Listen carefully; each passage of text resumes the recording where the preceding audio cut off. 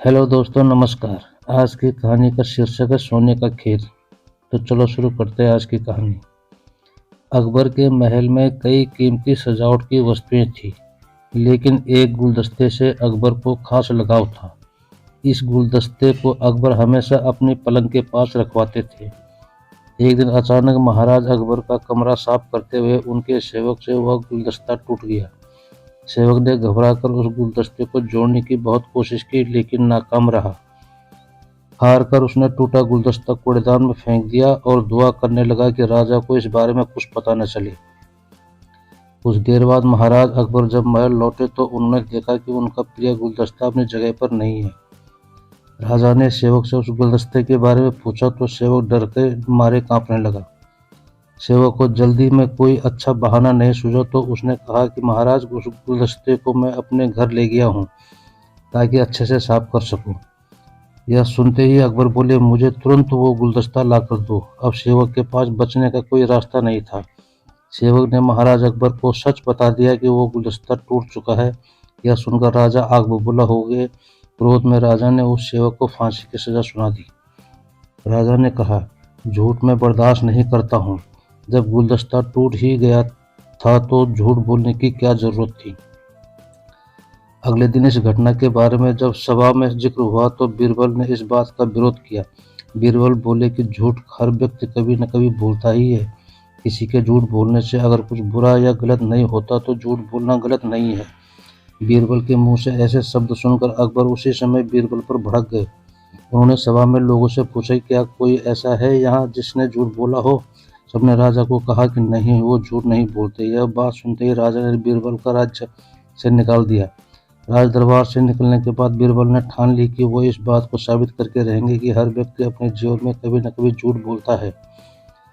बीरबल के दिमाग में एक तरकीब आई, जिसके बाद बीरबल सीधे सुनार के पास गए। उन्होंने जौहरी से सोने की गेहूं जैसी दिखने वाली बाली बनवाई और उसे लेकर महाराज अकबर के सभा में पहुंच गए। अकबर ने जैसे ही बीरबल का सभा में देखा तो पूछा कि अब तुम यहाँ क्यों आए हो। बीरबल बोले, जहाँपना, आज ऐसा चमत्कार होगा जो किसी ने कभी नहीं देखा होगा। बस आपको मेरी पूरी बात सुननी होगी। राजा अकबर और सभी सभापतियों की जिज्ञासा बढ़ गई और राजा ने बीरबल को अपनी बात कहने की अनुमति दे दी। बीरबल बोले, आज मुझे रास्ते में एक सिद्ध पुरुष के दर्शन हुए। उन्होंने मुझे यह सोने से बनी गेहूं की बाली दी है और कहा कि इसे जिस भी खेत में लगाओगे वहाँ सोने की फसल उगेगी। अब इसे लगाने के लिए मुझे आपके राज्य में थोड़ी सी जमीन चाहिए। राजा ने कहा, यह तो बहुत अच्छी बात है, चलो हम तुम्हें जमीन दिला देते हैं।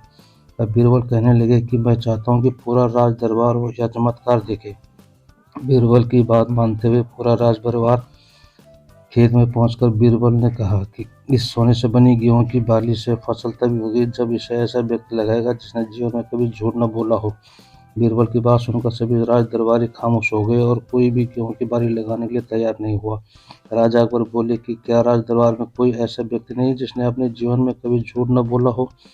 सभी खामोश थे। बीरबल बोले, जहाँपना, आप ही इस बाली को खेत में रोक दीजिए। बीरबल की बात सुनकर महाराज का सिर झुक गया। उन्होंने कहा, बचपन में मैंने भी कई झूठ बोले हैं, मैं तो कैसे लगा सकता हूँ। इतना कहते ही बादशाह अकबर को यह बात समझ आ गई कि बीरबल नहीं सही कह रहे थे कि इस दुनिया में कभी न कभी सभी झूठ बोलते हैं। इस बात का एहसास होते ही अकबर उस सेवक की फांसी की सजा को रोक देते हैं। कहानी से सीख, बिना सोचे समझे किसी को बड़ा दंड नहीं देना चाहिए। हर काम को सोच विचार कर ही किया जाना चाहिए। साथ ही एक छोटे से झूठ की वजह से किसी व्यक्ति का आकलन भी नहीं किया जाना चाहिए, क्योंकि कुछ परिस्थितियां ऐसी होती हैं कि लोग झूठ बोल देते हैं। दोस्तों, यह थी आज की कहानी।